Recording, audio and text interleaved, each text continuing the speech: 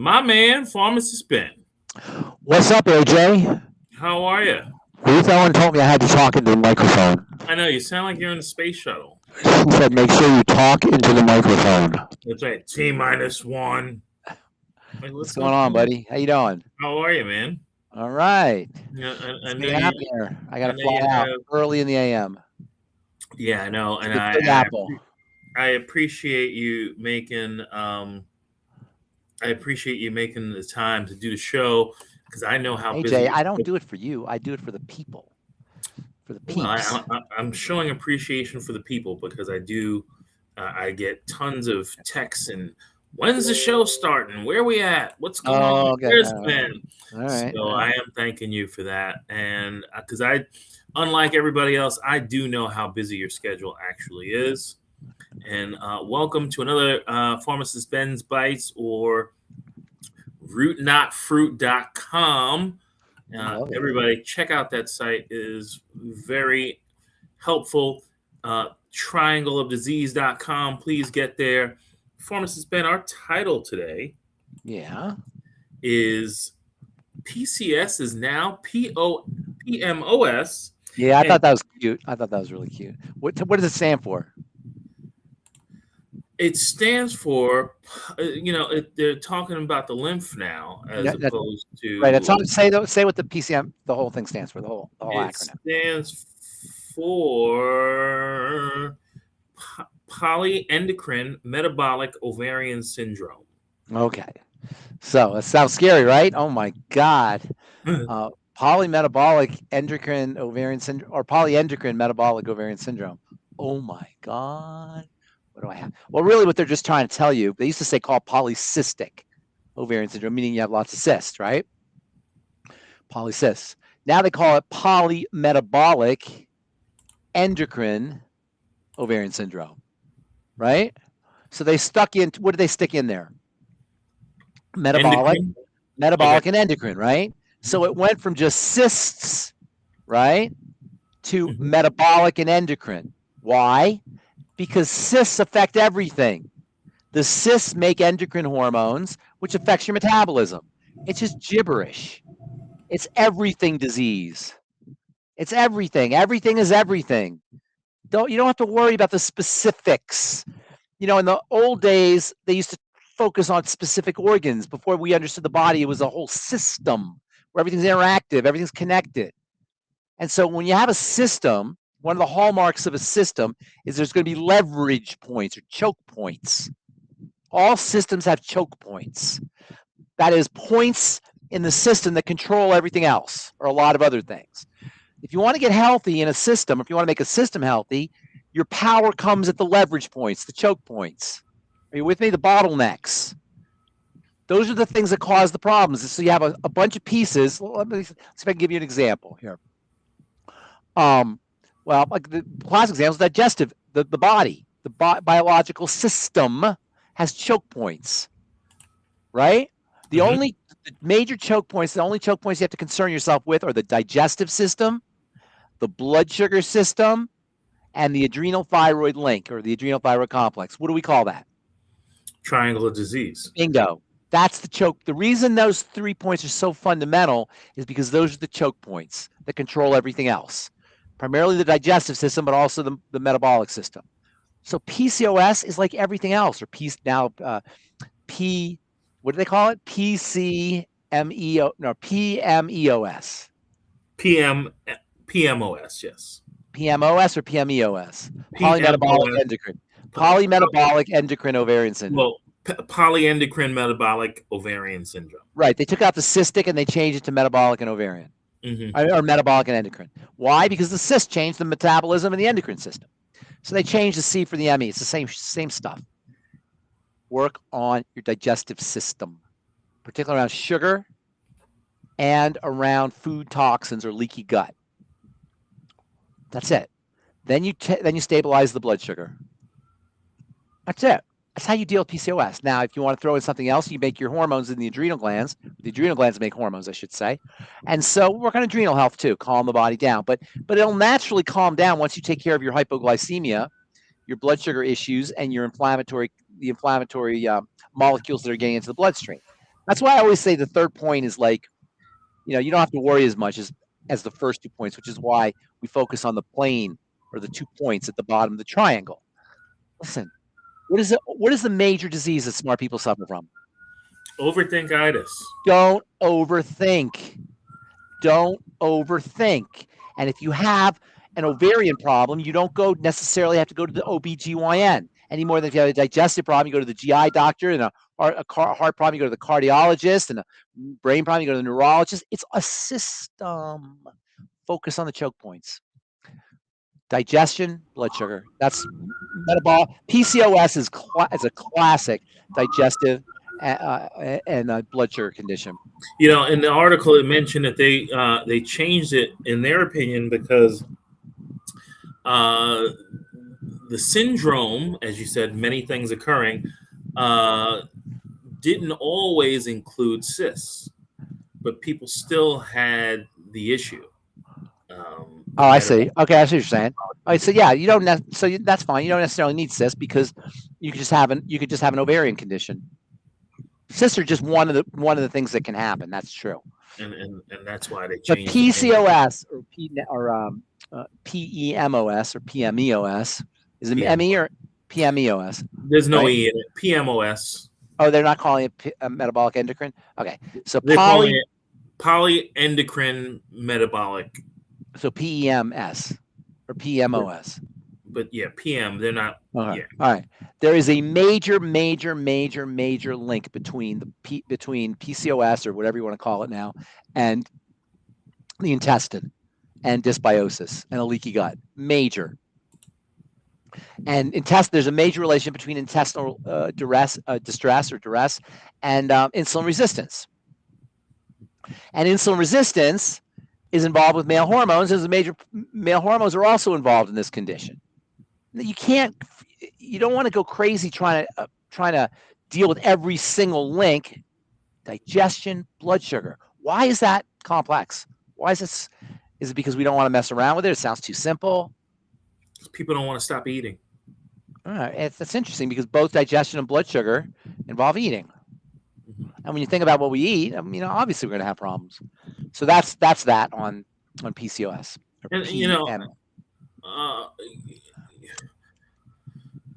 On a different topic, I got a woman who is in the doctors now, and Keely and I talked to her yesterday, and I talk to her almost every day, multiple times a day, and she's got some leg swelling. The doctor said that she had some potential congestive heart failure. How old?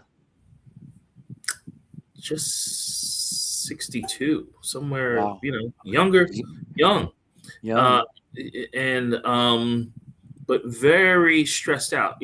Comes from an Eastern Bloc country, and they have that real elevated conversation style, and always seems to be stressed out and dealing with back pain and vertebrae, and it just these things. Went to a chiropractor earlier today. I had advised she should probably just rest, but went to the chiropractor, and the chiropractor says she's totally out of alignment, so did whatever chiropractors do, and then I guess suffered so much that her family forced her to go to the emergency room or to the doctor, etc. And it's really hard to deal with folks whose expectation is that they will resolve their issues overnight. Had been doing pretty good before she had gotten some dental work done, and they gave her a couple of injections for, I guess, to numb before they were pulling out the teeth. And after that point, she started really suffering. So I'm mentioning this partially for an analysis. I mean, I didn't really give you much to go on, but also just to kind of highlight what I think, relaxation needs to be a part of people's protocol. Where does relaxation meet? Where do relaxation strategies meet biology? What part of the body? The nervous system. Bingo. So relaxation impacts the body via the nervous system, right? But you got two nervous systems, right? So which nervous system does relaxation interface with the body? Parasympathetic. Correct. That's why relaxation is so important, because all healing is in the realm of the parasympathetic nervous system. All illness or degeneration is in the realm of the sympathetic nervous system. So the parasympathetic is your building nervous system, your anti-inflammatory, your healing nervous system. The sympathetic nervous system is your emergency nervous system. The sympathetic nervous system is important because you got to deal with emergencies. But in our culture today, the sympathetic nervous system is not only overloaded, but it's overloaded below threshold. And that's a very important point, because if you get overloaded to the point of something happening, you'll be able to create a change. You'll be able to, if a lion is chasing you, you'll know to run away from the lion. But if you're eating the wrong kinds of food and it's drip, drip, drip, activating your sympathetic nervous system, you're not going to know. It's drip, drip, drip. And that's the kind of stress we suffer from in this culture. It's not the kind of stress that kills us or that makes us run. It's the kind of stress that just kind of eats at us over time, gradually. Thoreau said in the 19th century, men live lives of quiet desperation. And that's how we live. We just deal with things and we suppress things. It's not like we have massive emergencies. That book, Why Zebras Don't Get Ulcers, by Robert Sapolsky, says that zebras don't get ulcers because they don't have drip, drip, drip stress. They have emergency stress, the kind of stress that makes you run or die. So when a zebra is under stress, it either gets away from the stress, so it lives, or it doesn't get away from the stress and it dies. Either way, the situation is resolved. In our culture today, our situation isn't resolved. It's just drip, drip, drip stress, and we don't notice it until a symptom appears. And then a symptom appears, and because we haven't linked it to this drip, drip, drip stress, we don't know what to do. So activating the relaxation nervous system is critical, not just for reversing chronic degenerative disease, not just for preventing chronic degenerative disease, but for quality of life. Do you know Blaise Pascal was you've heard of Blaise Pascal, famous mathematician and philosopher. He said the hardest thing for a man to do, and all these people talk about men, but they meant men and women. They weren't just talking about men. He said the hardest thing for a man to do is sit in a room all by himself and doing nothing. Can you imagine how hard that would be to sit by yourself and do nothing? It doesn't sound like it'd be hard, right? Do nothing? Do nothing would be hard. Yeah, he says. I got to build a website. Yeah, you got to do stuff, right? But sitting there and doing nothing is a wonderful way to activate the relaxation response, to calm the body down, to tell the body to stand down. People can't do that. So that's why insomnia is such a problem. Our mind goes crazy. Learning to take care, learning the mind, man. It's about the mind. The body is secondary to the mind, although it's bidirectional, I would say. They both interact with each other, but mind power. Focus on your mind. Think about all our problems that are related to our mind, right? False evidence appearing real. False evidence appearing real, and imagination, catastrophizing, and what can go wrong, and what's going to happen to me, and fear of death, and there's all kinds of things. The light bill, right? The rent, all that stuff. Your kids. But here's an interesting question. Considering the mind is so important, what is the mind? Right? I know, right? Right? Clearly it's important, but what the heck is it? These are important questions that transcend the Healthy Start Pack. But we're here to talk about the Healthy Start Pack. Your point is well taken, that you got to get the mind under control. You got to activate the parasympathetic nervous system. You got to learn to relax. I like what the Bible, it says. In the Bible, it says, Jesus says you have to be saved. Or I don't even know if that's in the Bible, but that's Christian dogma. You have to be saved, right? Mm-hmm. It's really, you have to be safe. Mm-hmm. Not that you have to be safe. You have to feel safe. You have to feel comfortable in the world. You have to feel okay. You have to be okay in the world, okay in your body, okay with yourself. That's the most important thing, is just to be okay, to be all right. And ironically, we're always okay in the moment. Like right now, you have everything you need, and you're never okay. You're going to die. You're on the way to death and demise. So get over it. We're missing our lives. But I don't want to talk about that. I want to talk about the Healthy Start Pack. I want to talk about nutritional supplementation.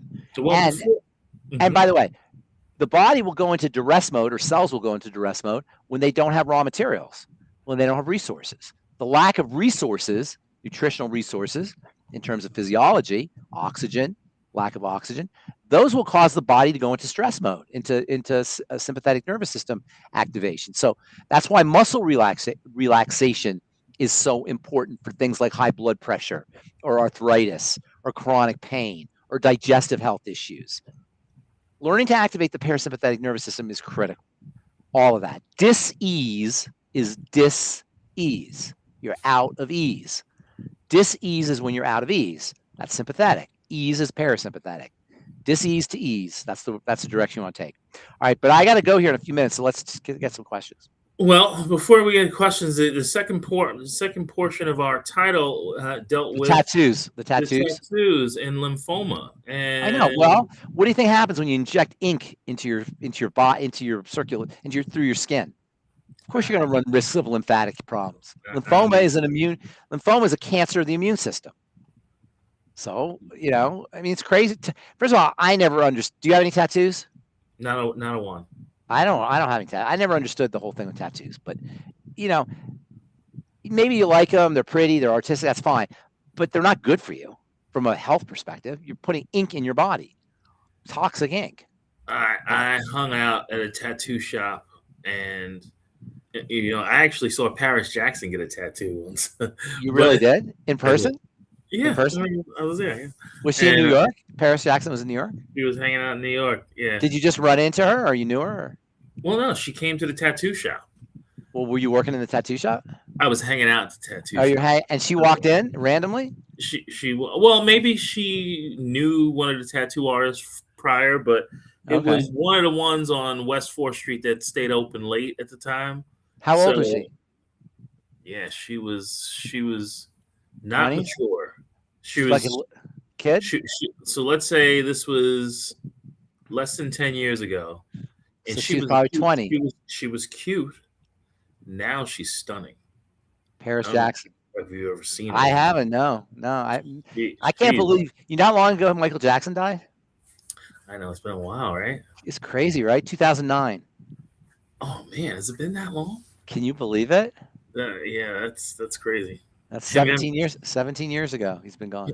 And Prince, but now what they said was there were 316 pairs of twins that they analyzed, and one half of the twins did not get the tattoo, and the other half of the twin got the tattoo, and you got a 62% increase in the probability of getting a lymphoma. Well, that makes perfect sense. I mean, you're injecting ink into your body. I don't know enough about tattoos to know how far the ink goes, but I can't imagine it doesn't get somehow into the circulatory system, into the lymph on some level, and it activates an immune response. Mm-hmm. It's ink. It's in your body. Mm-hmm. Ink is not supposed to be in your body. I don't even know what the ink is, to tell you the truth. But it's permanent, so it must be something that's, it doesn't wash off. So it's got to be something sticky. And I guess there's no way to do a vitamin C tattoo, right? So they couldn't inject. If you are doing tattoos, you want to make sure you're doing a lot of nutrients. That reminds me of this thing. Not to remind me, but it makes me think of this guy. I did a Zoom call with Bronny before this, right? And so this guy comes on and he says soot. Somebody's sending soot. Soot is a major carcinogen. Major. In fact, cancer was really discovered in soot as a reaction to soot by chimney sweep. They used to send little kids in England during the Industrial Revolution. They would send little kids to clean chimneys. That was their job, and the little kids would get testicular cancer. And that soot was one of the first places was one of the first places they noticed carcinogens. So yes, if you're putting soot in your blood, that's not a good thing. So anyway, I did this. I was on this Zoom call with Bronny, and this guy comes up and he says, the shingles vaccine it cuts Alzheimer's disease, incidence of Alzheimer's disease. He said he read it. Okay, fine. Then you think about it. How would that even happen? Well, it turns out that if you go online and you look it up, you'll see that there's studies that show that 5 people. No studies, but what they don't filter for is how do you know that people get the shingles vaccine also maybe they supplement also, or maybe they pay more attention to their health, or maybe they are more cognizant of Alzheimer's disease. You don't know. These are epidemiological studies where they just have questionnaires. They're not causal. You can't prove things are causal. So, when you talk about things like tattoos and sticking ink in your blood, you just got to use your logic. Whether or not it's proven that ink that people have people get tattoos that are at a higher risk for cancer. We don't know that definitively, but just use your logic. You're putting a toxin into your system. That is how cells get disturbed. That's how chemistry gets disturbed. So you just got to work with mechanisms. You got to work with logic. If you have a toxic substance and you put it in your blood, yes, or you put it into your circulatory system, yes, the chances are good that you're going to disturb your immune system and you could get cancer. It's just logic. Okay. Anyway, let's get a couple questions because I got to go. I don't know if we want to. I don't know if you want to approach this question. Bernadette saying, upset friend's daughter, age 15, wants to be male. Any advice? That whole transgender thing, it's more political than anything else. The girl wants to be a boy. That's not really a nutritional thing. Although I think Dr. Wallach used to say it was a nutritional thing. Dr. Wallach said they're not getting lithium. Is that what he said? Mm-hmm. Or minerals, but one being lithium. Okay. I don't know if that's a nutritional thing. It's more a psychological thing.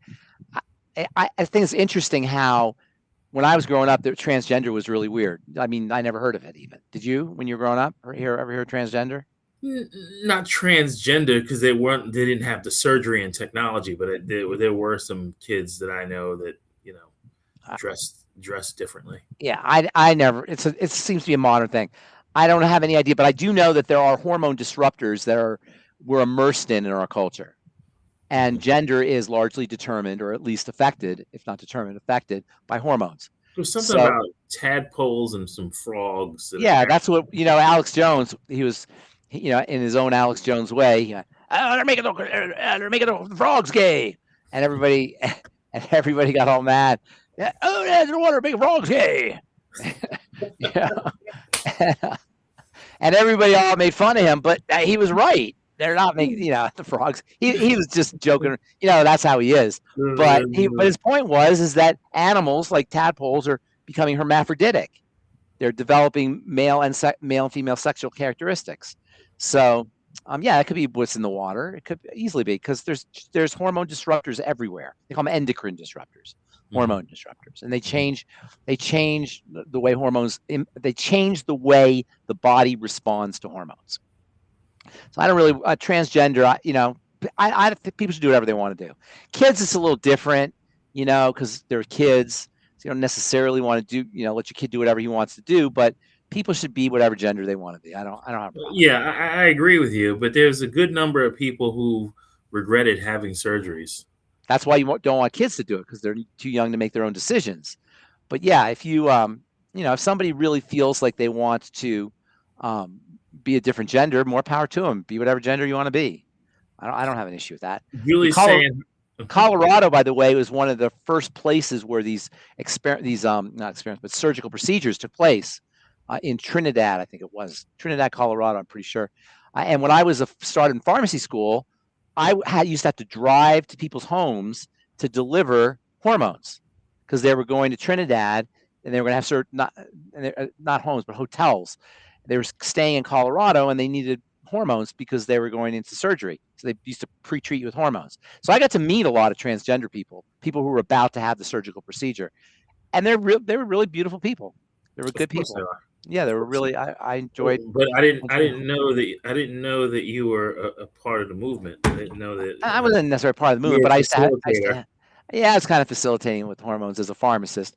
But I got to know them and I got to talk to them, and they were all really, really nice, kind people, very gentle, Of course. very, very sensitive people.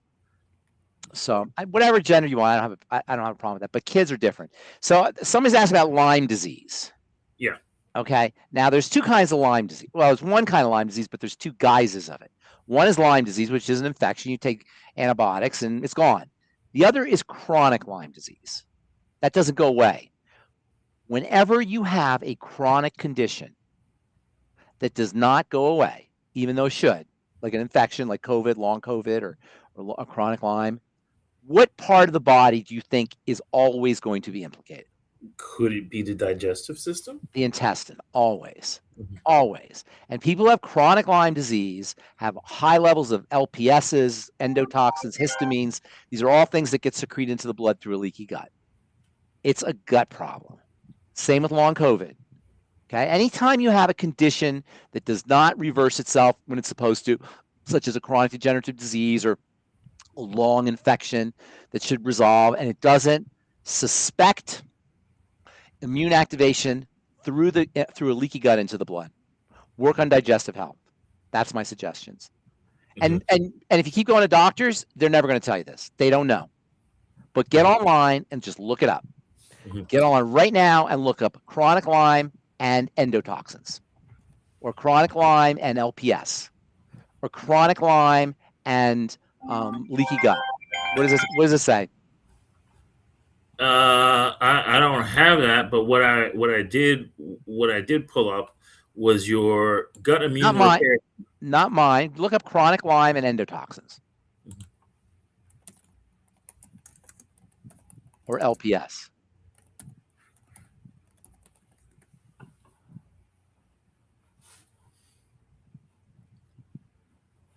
Okay, so it says, Pharmacist Ben is right. It says unique expression of chronic Lyme disease in Jarish. It's believed that the result of endotoxins released from the Spirocte. Those are bacteria in the gut, or possibly a cytokine-mediated response. I don't need the internet to prove it. I know it because it's logic. But I just want to show you. Okay, that I'm not. You don't need the proof. You just have to understand how the body works. That's how toxins get into the system. That's how the immune system becomes compromised, unless you inject, and that's why you got to be careful about injecting. Okay, and do the research on it. You'll see.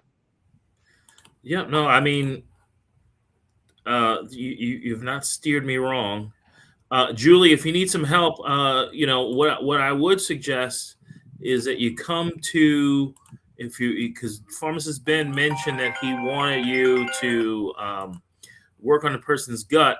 You might want to come here to rootnotfruit.com and see the gut immune repair protocol. And we got the I-26, we got the nightly essence, we got the ultimate enzymes, and the ZRadical.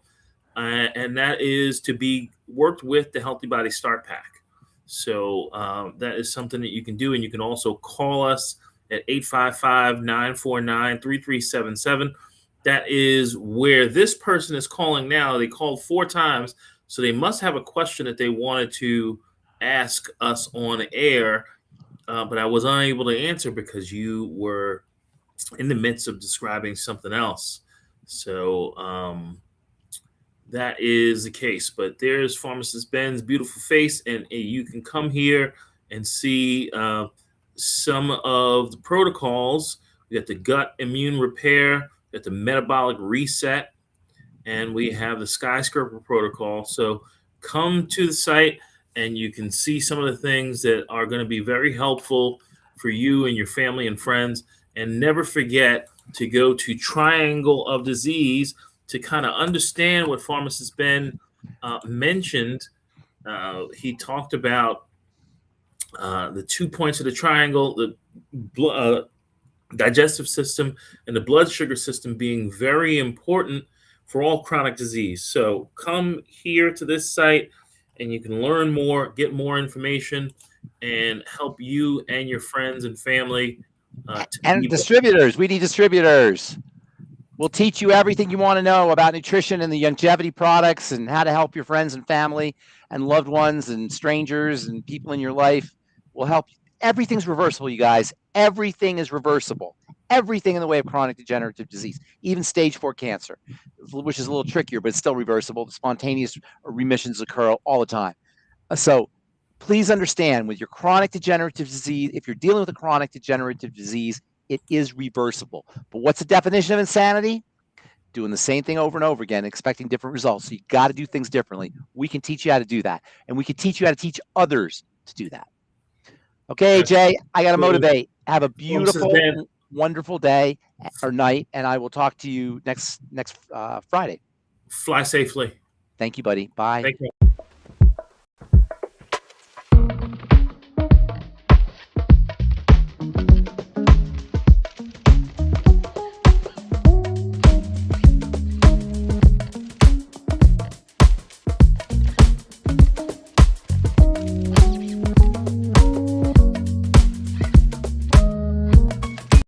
In this generated video, a single red blood cell slowly deflates and loses its color in a dark void.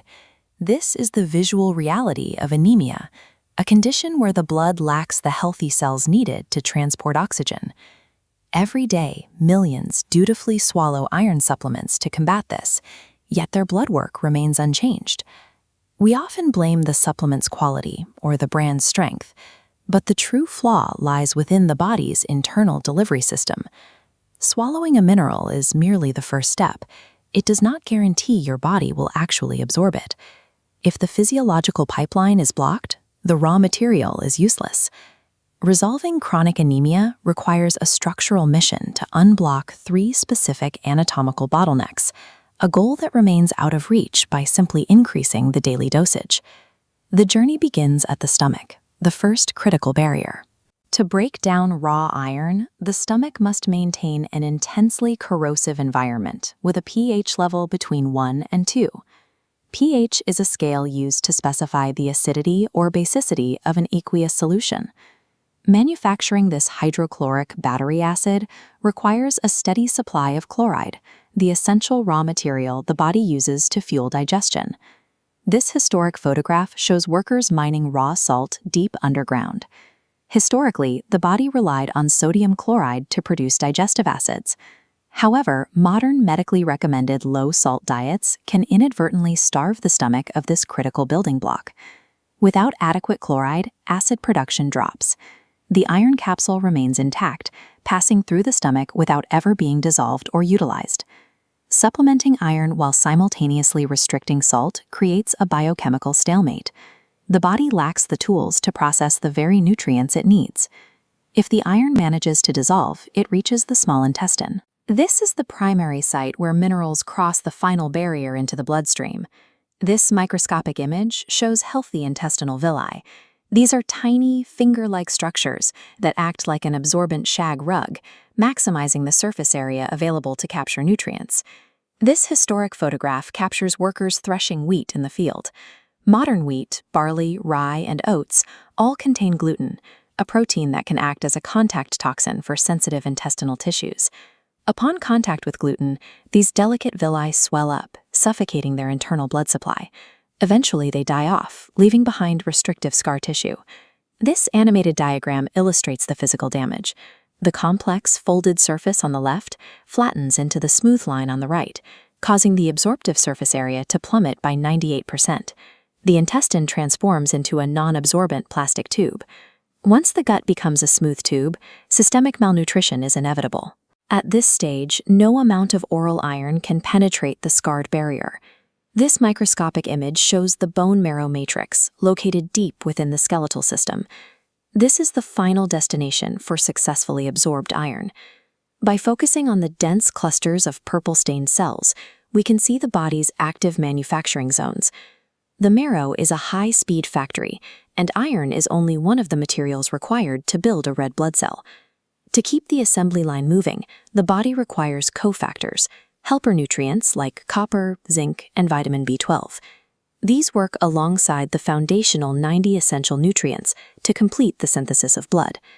If the factory lacks structural materials like collagen or is missing one minor cofactor, production halts. The machinery remains idle despite the presence of iron. Chronic anemia is frequently the signal of a total factory failure in the marrow, caused by these missing cofactors rather than a simple iron deficit. Clearing these bottlenecks requires a roadmap to repair the anatomy and restore the body's natural production. Step 1 is the immediate elimination of all dietary gluten. This stops the ongoing scarring and allows the delicate intestinal villi to slowly regrow their vital absorptive texture. Step 2 focuses on the stomach. Reintroducing salt to taste and using digestive enzyme supplements helps restore the corrosive environment needed to dissolve minerals effectively. Next, flood the system with the 90 essential nutrients, specifically copper, alongside collagen and MSM. MSM is a naturally occurring sulfur compound the body uses to provide structural scaffolding for tissues. Step 5 utilizes highly bioavailable liquid mineral supplements. These bypass many digestive hurdles to ensure the factory in the bone marrow finally receives its missing components.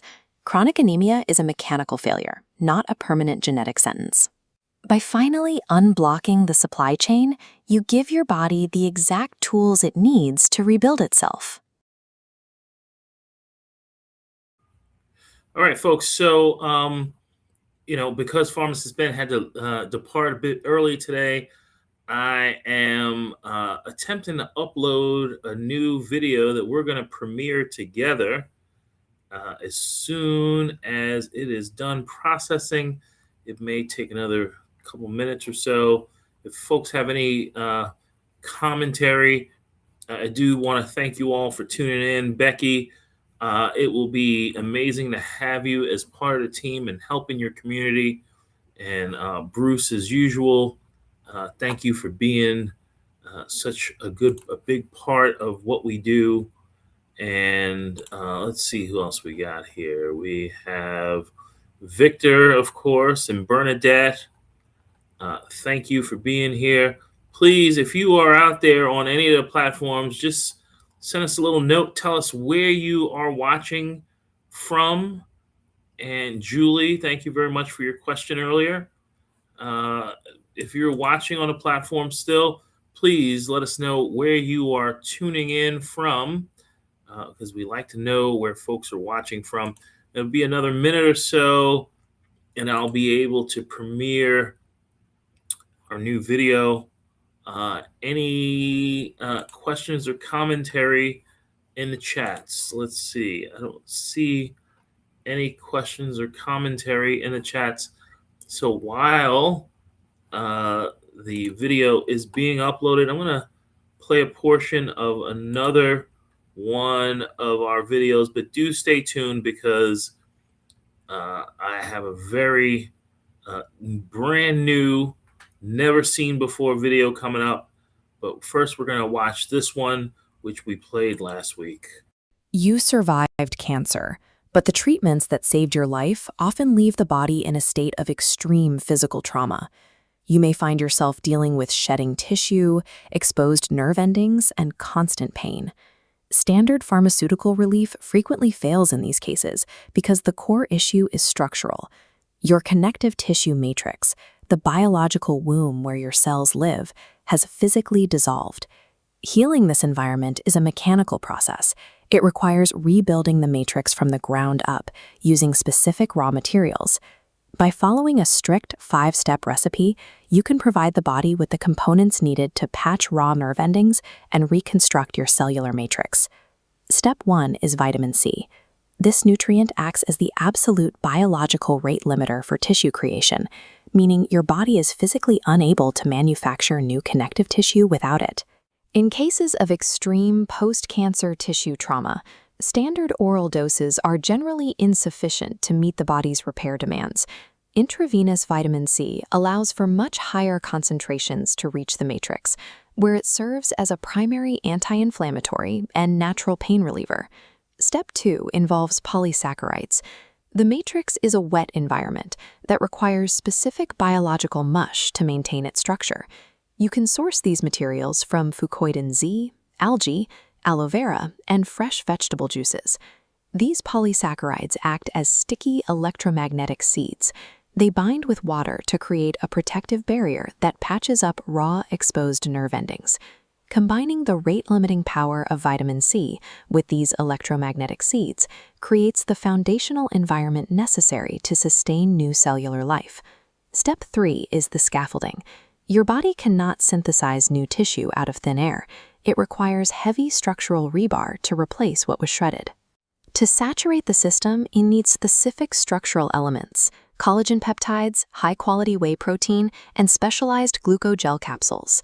Treat this post-cancer matrix damage with the same aggressive structural approach used to address severe degenerative arthritis. Step 4 is stopping the leak. Providing premium raw materials is useless if you continue to subject the system to metabolic stress. This illustrates the futility of building while simultaneously destroying. You cannot repair a house while the foundation is being undermined. This requires an immediate halt to toxic inputs, specifically fried fats, processed sugars, and the standard American diet. Physical recovery remains impossible if the intake of inflammatory toxins outpaces your body's ability to lay down new connective rebar. The fifth and final requirement for this protocol is neurological.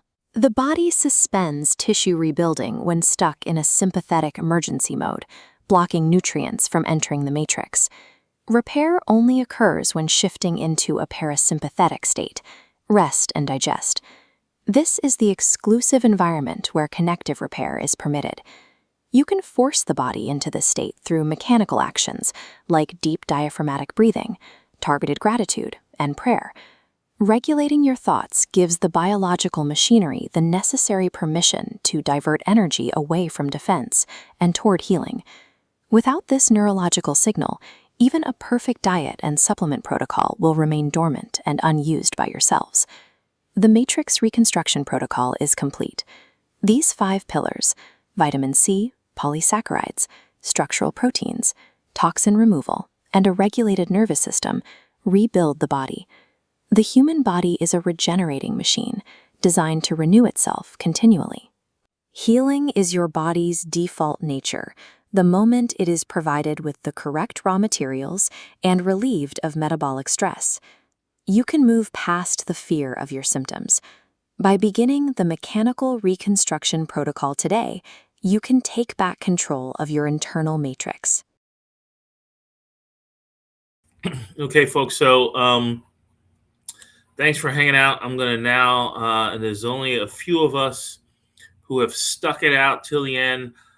We are now going to premiere our newest video. Hopefully you like it. Give us some comments. A diagnosis of ALS, or severe muscle wasting, is often treated as an inescapable genetic sentence. The prevailing medical view is that your body has simply decided to fail, and there is no intervention capable of stopping the decline. When we view these conditions as a systemic metabolic breakdown, the focus shifts from a mysterious destiny to a mechanical reality. We stop looking for curses and start looking for failures in the body's self-repair systems. Pharmacist Ben Fuchs describes human health as a constant balancing act on a biological seesaw. On one side is anabolism, building tissue. On the other, catabolism, breaking it down. In extreme muscle wasting, that seesaw violently snaps. The body becomes trapped in runaway catabolism. It's a terrifying reality. Your body is actively consuming its muscle tissue, literally eating itself faster than it can patch the damage and rebuild. You cannot out-medicate this state of decay. To actually halt the decline, you have to answer the root question: what triggered the body to attack its own tissue in the first place? There is a core principle in holistic health. Where you see the problem is almost never where the problem begins. To understand dying muscles in the limbs, we have to trace the physiological forensics backward, straight to the digestive system. When you consume highly inflammatory foods, like processed fats and refined sugars, they damage the delicate lining of your intestines. Over time, these irritants punch microscopic holes in that barrier, a condition known as leaky gut. Instead of absorbing nutrients, your compromised gut allows a flood of bacterial debris and undigested food particles to leak directly into your bloodstream. This debris turns the blood thick and toxic, a state pharmacist Ben calls dirty blood. To protect your vital organs from this contamination, your body shunts this debris toward the periphery, the connective tissues and limbs. Simultaneously, the blood thickens in an immune response to trap the toxins. This sluggish, hypercoagulable blood can no longer navigate the microscopic capillaries that feed your cells, leaving the muscles suffocating and functionally starving. Bathed in this acidic, oxygen-depleted environment, the muscle tissue reaches a breaking point. Individual cells begin to die, and as Ben describes it, they literally explode, spewing their internal enzymes and acids directly into the surrounding tissue. This cell explosion creates a vicious cycle. The debris from the ruptured cells floods the kidneys, straining your primary filters, and triggering massive inflammation that drives the body into even more aggressive muscle catabolism. You cannot rebuild a house in the middle of a hurricane. Before any repair can begin, you must execute an emergency triage response and completely cut off the stream of toxicity. The fastest way to do that is a 24 to 48-hour water fast. By stopping the intake of food entirely, you stop the influx of toxins and give your hyperactive immune system and overworked digestive tract a mandatory reset. When you resume eating, the guesswork has to end. You must keep a strict food diary to track how your body responds to every meal, allowing you to identify and permanently eliminate the specific triggers causing your inflammation. With the toxic influx stopped, you have to clean up the wreckage in the blood. This requires taking systemic enzymes, specifically ultimate enzymes, on a completely empty stomach. Because there is no food in the stomach to digest, these enzymes pass directly into the bloodstream. They act like a roto-rooter for the vascular system, seeking out and dissolving the inflammatory proteins and dead cellular debris clogging the blood flow. By sealing the gut, neutralizing the blood debris, and aggressively flushing the kidneys with water and plant-derived minerals, the emergency is contained. The body is finally prepared for the rebuilding phase. Now you transition to the offensive strategy. To restore the atrophied limbs, you have to move the biological seesaw out of breakdown and back into anabolism. Muscles are composed almost entirely of protein. Synthesizing new muscle fibers is chemically impossible if your body lacks the exact raw materials required to build them. You must saturate your system with branched-chain amino acids and whey protein. These are the building blocks that trigger muscle repair and growth without placing a heavy metabolic burden on your digestive system.